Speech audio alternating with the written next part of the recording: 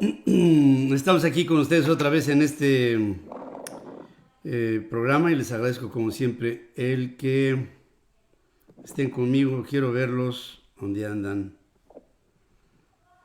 A ver, a ver.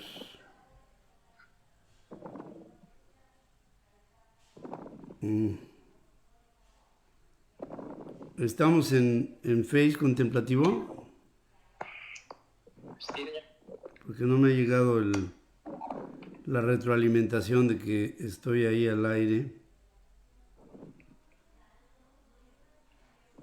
sí, estamos. ¿Sí, tú me tienes ahí? Sí, sí, ya lo estoy monitoreando en el Facebook también. ¿Y por qué no me entra? A ver.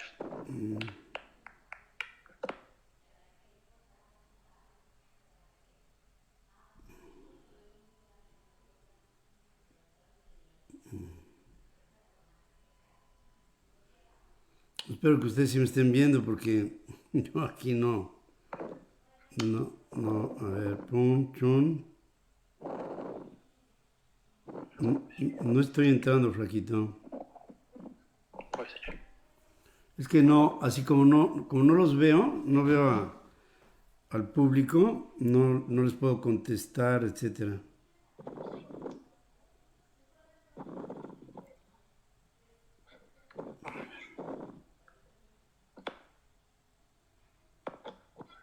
Se le manda su WhatsApp la liga. ¿Mm?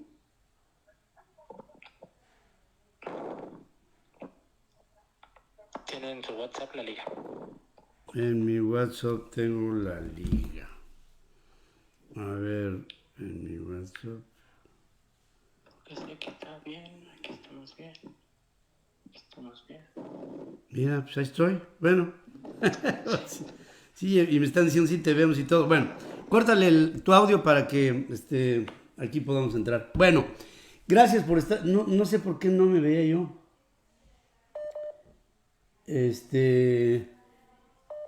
Y muchas gracias como siempre por estar aquí. Híjole. Ahora ya me. Ahí está. Bueno. Quiero decirles que se está haciendo cada vez más fuerte.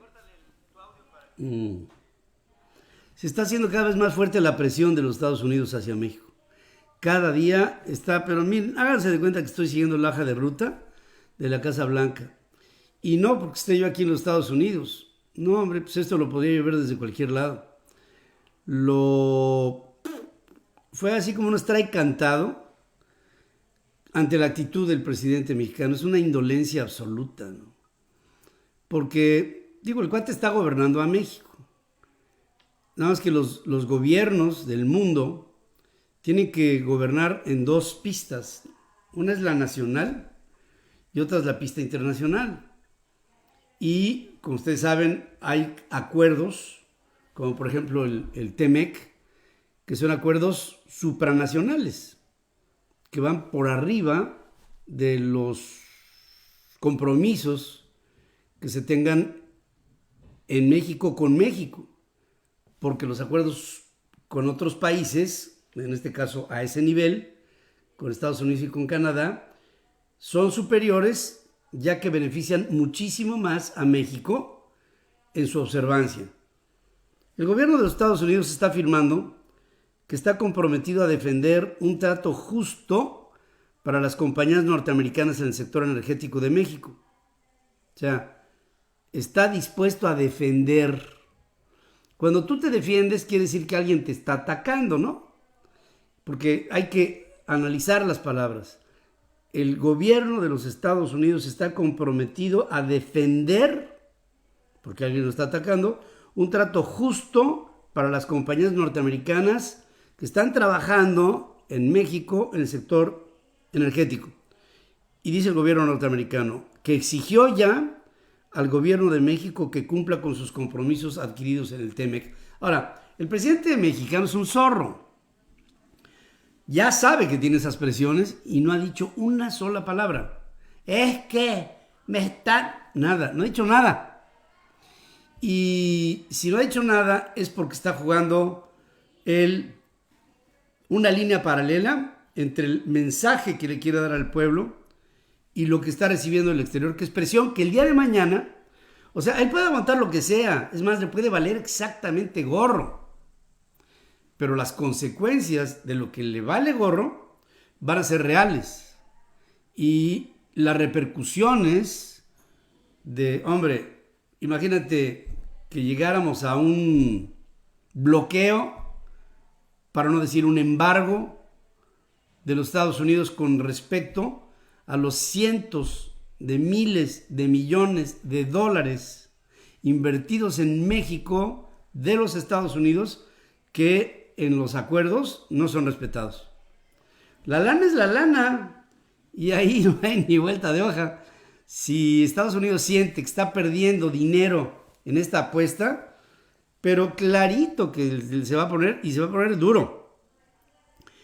Hacen los norteamericanos un reporte anual sobre las barreras comerciales en todo el mundo, en el que dedica varias páginas a México. La oficina de Katherine Tai, representante comercial de los Estados Unidos, sostuvo que ya manifestó a la administración de Andrés Manuel López Obrador su profunda preocupación por las recientes decisiones implementadas en el sector energético. Acusó deterioro en el clima de inversión y habla, dice, las limitaciones a la inversión privada, retrasos significativos en los permisos, aplicación discriminatoria de regulaciones, falta de notificación en los permisos,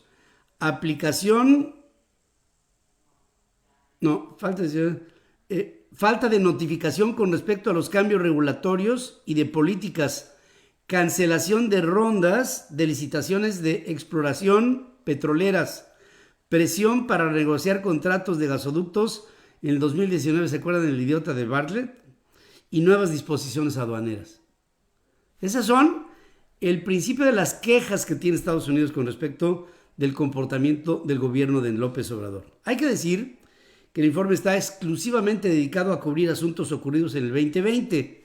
¿Qué quiere decir esto? Hijo, quiere decir que este reporte de Tai en el gobierno norteamericano no incluye la reforma a la ley de la industria eléctrica, la reforma nacional de hidrocarburos, lo que se va a discutir en unos cuantos días de la eliminación del outsourcing en la economía mexicana.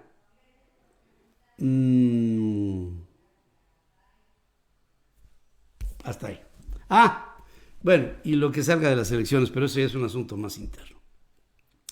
Hay que destacar que el informe está exclusivamente dedicado a cubrir este tipo de asuntos y por lo mismo la lista se puede hacer mucho más grande de las inconformidades que el gobierno de los Estados Unidos está dispuesto a defender de los intereses de empresas norteamericanas en suelo mexicano.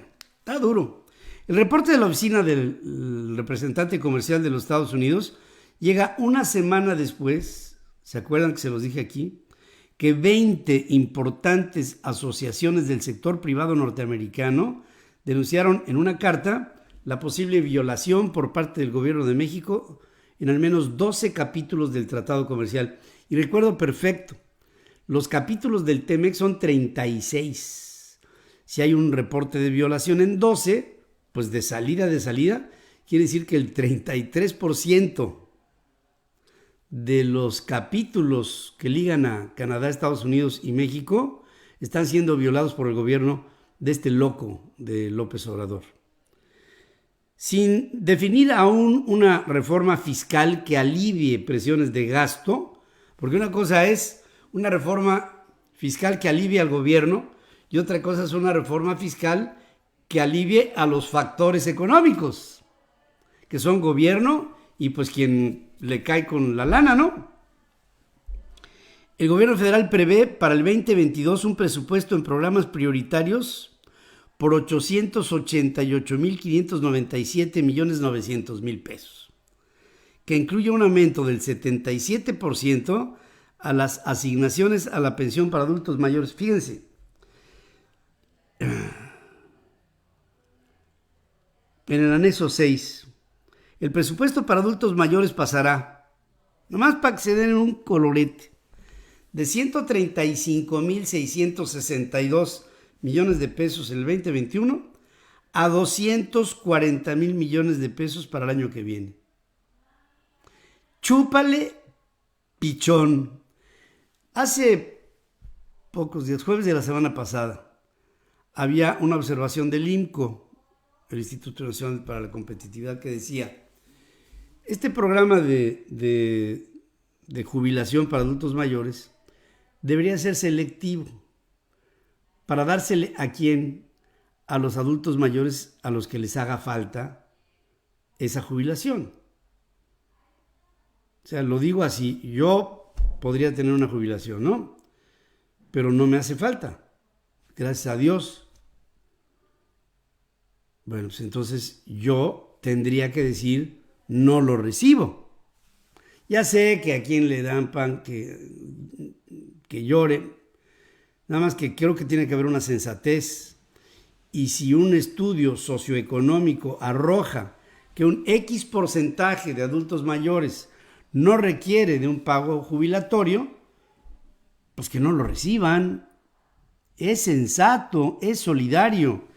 Y pasar la pensión de adultos mayores de 135,000 millones al siguiente año, aumentarle 104,000 millones más, es prácticamente duplicar el gasto. Pues ¿quién lo puede pagar? 337,000 millones. Es el 5% del gasto presupuestal del año que viene. Del gasto, del presupuesto de egresos de la Federación. Hombre, es un dineral. Y a López Obrador le viene valiendo exactamente un cacahuate. Porque es impagable. Pero él tiene que ganar votos. ¿A quién no le gusta que reciba una lana y que diga, este dinerito me lo dio Andrés Manuel López Obrador, él me lo mandó en un sobrecito? Y ahí está. La Secretaría de Hacienda estimó que la recuperación del PIB para el 2021 se ubicará en un rango de entre un, fíjense, en un rango entre un 4.3 y un 6.3%. Cuando tú tienes un rango del 2% de la recuperación del PIB, es que no tienes la menor idea de lo que estás hablando. 2% de diferencia entre el rango inferior y el superior es que todavía no tiene una idea en lo más mínimo. Y a esto le llaman los precriterios de política económica para el 2022. No manchen. O sea, esta previsión, como sea, ya sea del 4.3 o del 6.3, de todas maneras no saldríamos de la recesión todavía en el 2022. Y hay una previsión, y esa sí es muy cierta, de las calificadoras, que hablan que en todo el sexenio no vamos a tener un año en positivo, ni uno en positivo. En cuanto a la inflación anual, Hacienda estima que cerrará el año con 3.8%, que es alta, y en 3% el 2022. Bueno, si hay un dicho tabasqueño, allá de donde viene su amigo, que dice, si me van a poner calzones cuando me muera, mejor entiérrenme encuerado. Y si hay una previsión para una menor inflación en el año que viene, cuando esta se está marcando en 3.8, mejor no adelantamos vísperas, ¿no? En los Estados Unidos, la proyección de la inflación de este año y del que viene es precisa. Este año es de menos del 2% y el año que viene puede ser del 1,5%. Se acabó el tema. Pero, pues la economía de los Estados Unidos, aparte de que todo, está siendo llevada por profesionales y no por el señor Herrera. Raúl Morón impugna la resolución del INE que canceló su candidatura para correr por Morena hacia el gobierno de Michoacán. Morena y PT. Otro que está haciendo su gritería es Félix Salgado Macedonio, que encabezó una marcha por las calles de Chilpancingo con gente gritando en consignas en contra del INE y de los consejeros electorales. El miércoles se cumplieron 6 días que los morenistas iniciaron protestas para exigir que a Salgado se le regresara el registro. El pasado 25 de marzo, 7 de 11 consejeros del INE aprobaron cancelar la aspiración del senador con licencia porque no entregó informes de gastos de precampaña. Pero el cuate dice, pues yo soy cuate de López Obrador, a mí me hacen tres y las malas, ¿no? La abogada Susana Prieto Terrazas, quien en el 2019 promovió paros y huelgas ilegales en Matamoros, se los conté, va por Morena, ¿por qué no?, como candidato a diputada federal por la vía plurinominal. Fue registrada en el 6º lugar como aspirante externa y dice que aceptó el ofrecimiento luego de haber consultado con miembros de un movimiento que se llama 2032 y de su propia familia. Y también les cuento, qué bien te ves de Rosita. Hoy me iba a poner estos tirantes y dije, nah, es demasiado. Y le dije, ¿y por qué no? Bueno, fíjense, llegó al aeropuerto de Villahermosa, Andrés Manuel López Obrador, y tuvo que salir por una carretera de terracería para evitar enfrentar una manifestación de damnificados que protestaban ante el presidente por las inundaciones que sufrieron en octubre y noviembre pasados y que el presidente prometió que habría para ellos un tipo de asistencia de parte del gobierno. Dice uno de los que estaban ahí en la manifestación, ya se largó gritó una mujer que estuvo durante 3 horas en el bloqueo en la entrada del aeropuerto, Leandro Robillosa Guade, por cierto, para denunciar que al menos 785 personas que fueron censadas para recibir el apoyo de 10,000 pesos y enseres domésticos no han recibido nada. Y José Luis Rivera, que pertenece a un ejido que se llama El Colorado, dice, el presidente hoy viene a la evaluación de lo que se gastó de los folios pagados en las inundaciones, cuando nosotros, que somos un grupo de 785 personas, no nos han dado un centavo, pero no solamente eso. Fíjate, qué vergüenza, ¿no? El presidente se tiene que ir por un camino de terracería para no dar la cara. Y así, cada vez que vaya a algún lado, va a ser lo mismo. En lo que fue su última gira pública ante las elecciones del 6 de junio, López Obrador dice que él no es pelele ni títere de nadie, como para obedecer las instrucciones de sus adversarios políticos y posar para la foto en medio de las inundaciones. Durante una reunión para evaluar los avances de las acciones para ayudar a 235,000 familias afectadas por las lluvias y el desbordamiento de ríos en el 2020, el presidente consideró que acudir a las colonias afectadas y recorrerlas cuando todavía estaba la emergencia hubiera sido solamente un espectáculo y una faramalla, y mejor no se mojó los zapatos. Dice que lo importante son los hechos y no el teatro, e instruyó que las hidroeléctricas del río Grijalva se pongan en marcha antes que inicie la época de lluvias, con la finalidad de que no se saturen y se vuelvan a registrar otra vez inundaciones. Fíjate qué previsor, el cuate. Dice, trae delirium tremens. Dice, lo que querían los adversarios, que siempre me quieren manipular, les gusta mucho dar instrucciones, órdenes de cómo debo de comportarme, porque piensa que soy un pelele, que soy un títere, y se confunden.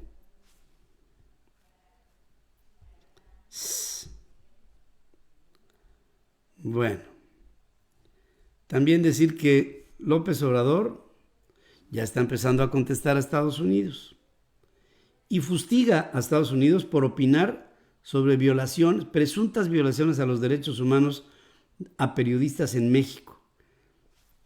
El martes, ayer el Departamento de Estado norteamericano hizo público un reporte en donde dio a conocer detalles de casos en los que, a pesar de la libertad de prensa, funcionarios y exfuncionarios gubernamentales de diversos niveles y el crimen organizado acosaron, intimidaron, desacreditaron a periodistas, lo que limitó la investigación periodística. Él trae clavado aquí todo lo que los medios le hemos endilgado de algunas de las cosas que más le duelen, ¿no? Dice, para empezar, nosotros no nos metemos a opinar sobre violaciones a derechos humanos en Estados Unidos porque somos respetuosos. Entonces, ¿por qué el gobierno de los Estados Unidos opina sobre cuestiones que solamente nos competen a los mexicanos? Dice que artículo 19, organización independiente y apartidista que promueve y defiende el avance progresivo de los derechos de libertad de expresión y acceso a la información de todas las personas, de acuerdo a los más altos estándares internacionales de derechos humanos, es financiada por el Departamento de Estado norteamericano. Vamos a pensar que lo sea, porque lo es. Y dice, y resulta que esa asociación que se llama Artículo 19 está financiada por empresas extranjeras y hasta por el Departamento de Estado norteamericano. Pero además toda la gente, dice López, ¿no? Toda la gente que tiene que ver con Artículo 19 pertenece al movimiento conservador que está en contra nuestra y puedo probar todo lo que les estoy diciendo. Y luego en Twitter, Jesús Ramírez, que es el vocero del presidente, que de voz tiene 0, dice que el gobierno federal no censura medios ni ataca periodistas y ventila que las fuentes de financiamiento del artículo 19, que son públicas y de acuerdo con información obtenida, es financiada en su mayoría por fondos multianuales otorgados principalmente por fundaciones privadas y gobiernos. En 2019, el 59.5% de los ingresos de artículo 19 fueron concedidos por fundaciones privadas. Dice, entre los donantes ese año estuvieron el Departamento de Estado norteamericano, la Agencia Norteamericana para el Desarrollo Internacional, la USAID, varias embajadas en México, como la de Irlanda y de Alemania, así como de la Unión Europea y Google, entre otros. Y dice que Darío Ramírez, actual vocero de Mexicanos contra la Corrupción, asociación civil sin fines de lucro, fue director de Artículo 19 durante 10 años. ¿Y qué? Ahora, ya resulta que ya, porque el presidente dice, ya no puede haber organizaciones que observen los derechos de los periodistas, nada más porque se le pega la gana. Marcelo Ebrard, dicen que el que se ríe se lleva, ¿no? Marcelo Ebrard, el secretario de Relaciones Exteriores de México, informa que el militar que disparó y mató al guatemalteco Elvin Mazariegos en Mazapá, en Chiapas, ya está en proceso penal. Ya hubo un acuerdo para la reparación del daño, dice este. Y por supuesto hubo una reacción inmediata. Esas acciones no las podíamos permitir. Participó en la clausura de un foro que se llama Generación e Igualdad de la ONU, y ahí Marcela se refirió al asesinato de Victoria Salazar, una salvadoreña que muere cuando es sometida por un policía en Tulum, en Quintana Roo. Lo mismo digo en el caso de la salvadoreña, que desgraciadamente perdió la vida en un acto que es impresionante y que debemos no solamente de condenar, sino de garantizar que no se repita. ¿Y cómo le vas a hacer, Marcela? ¿Cómo le vas a hacer?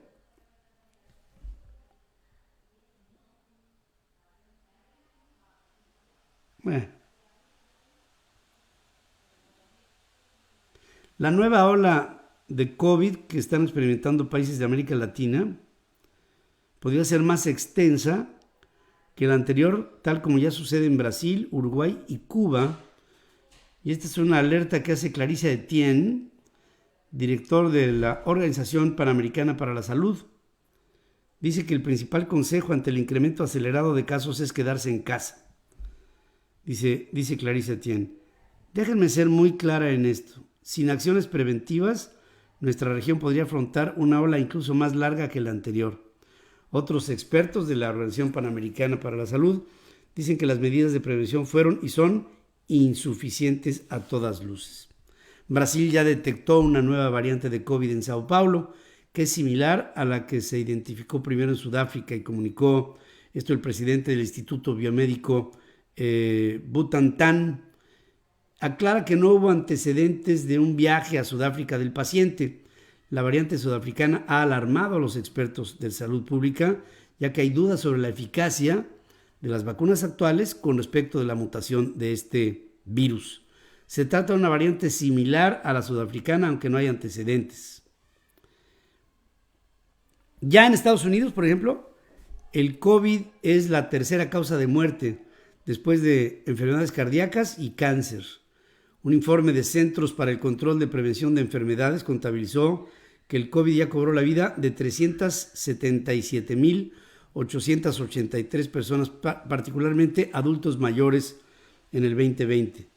Y aseguran que la tasa de mortalidad general de Estados Unidos aumentó por primera vez desde el 2017 en casi 16% a 3,358,814 muertos, especificando que la estadística de decesos general fue más baja entre niños entre 5 a 14 años y más alta entre personas mayores de 85. También decir que 2 oficiales de la Policía del Capitolio de los Estados Unidos presentaron una demanda en contra del presidente Donald Trump, acusándolo de que incitó a la insurrección el 6 de enero y fue responsable de las lesiones físicas y emocionales que sufrieron. Se trata de un policía que se llama James Blasingame y Sidney Hemby, quienes exigieron el pago de daños por al menos $75,000 cada uno. Bueno, China solicitó respeto para las conclusiones del informe que publicó la Organización Mundial de la Salud sobre el origen del SARS-2, luego de preocupaciones expresadas por más de una decena de países, entre ellos Estados Unidos, mientras que la Organización Mundial de la Salud recomienda no utilizar la ivermectina en pacientes que sufren de COVID independientemente de la severidad de los síntomas que desarrollen, así como su duración. Emmanuel Macron extiende por lo menos un mes y a partir del próximo sábado restricciones para movilidad en todo el país, toda Francia. Dice que las escuelas cerrarán al menos 3 semanas debido a la tercera ola de COVID, mientras que Sebastián Kurz, el canciller de Austria, admite la posibilidad de solicitar un pedido de la vacuna rusa Sputnik 5 en contra del COVID para la próxima semana.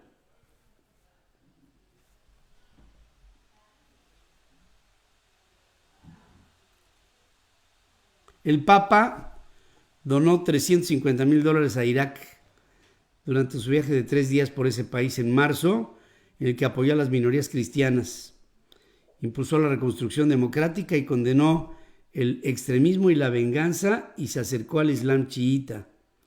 Así lo confirmó el patriarca caldeo, el cardenal Luis Rafael Sacco, que además ha especificado que con el dinero se van a compartir compras de víveres y elementos de primera necesidad.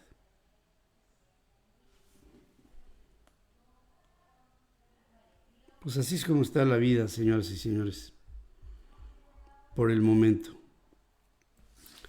Me quedo con estas presiones nuevas que hay de los Estados Unidos hacia México. El dossier de quejas es cada vez más amplio, más grande.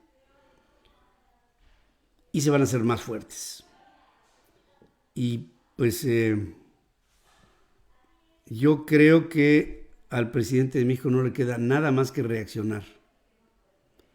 Y si no lo hace, lo tendremos que hacer responsable de todos los efectos, de todo lo que vaya a pasar con México.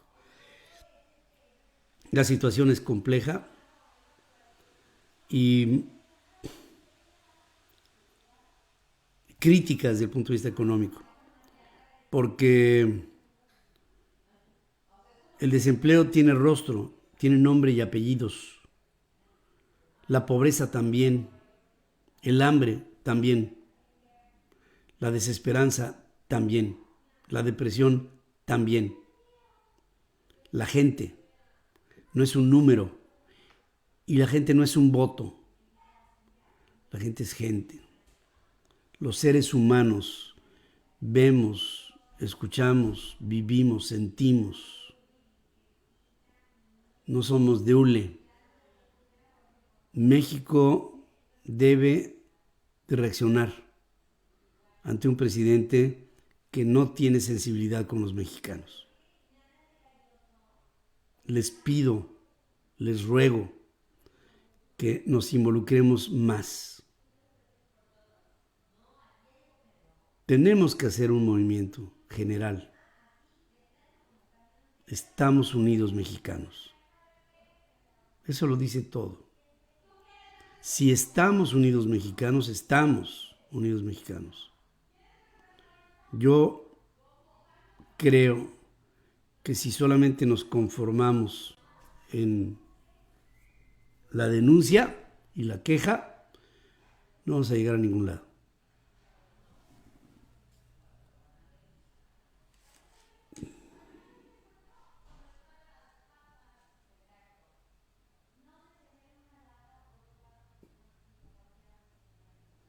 Pues sí, es que lo malo es que la gente,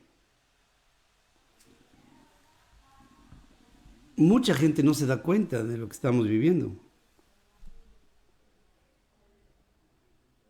No estamos siendo claros de lo que está pasando.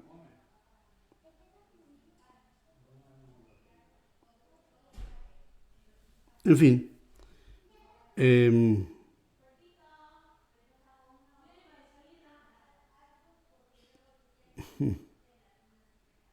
estamos unidos mexicanos. Me gusta.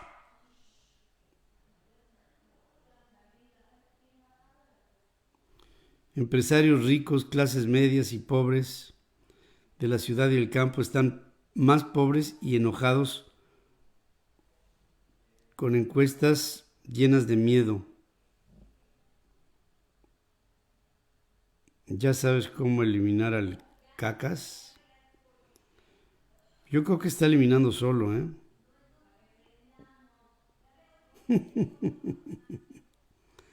Dice Carlos Reyes que el pilón ya quiere salir al parque. ¿Cómo empezar, Pedro? Mónica Gálvez. Estuve activa y presente en el Zócalo. Mónica,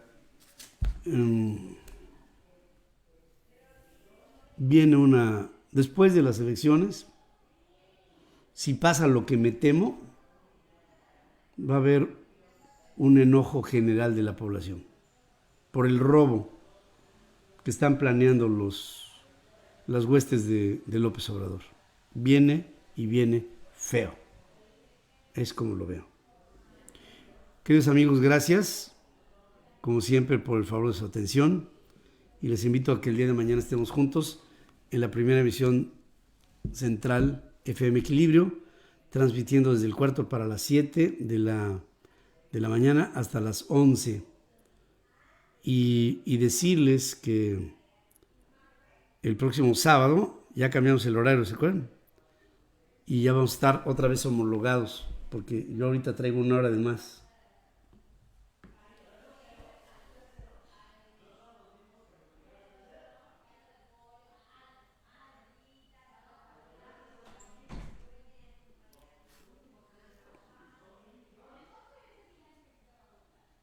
Nunca pensé que hubiera un presidente tan odiado y despreciado. Pues sí.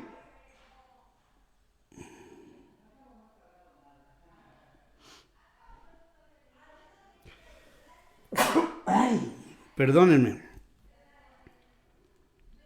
Ya estoy furiosa, dice Isabel Gómez Gallardo. Yo te apoyaba, Pedro. No alcanzamos para nada. Yo creo que los movimientos no acaban hasta que se acaban, queridos amigos. Y hay muchas personas que dicen, no ha pasado nada. Y yo les contesto, es que lo que va a pasar todavía no pasa. Pero debemos de mantener la fe y el orden. Y sobre todo, el valor para sostener nuestros dichos. Gracias por estar conmigo.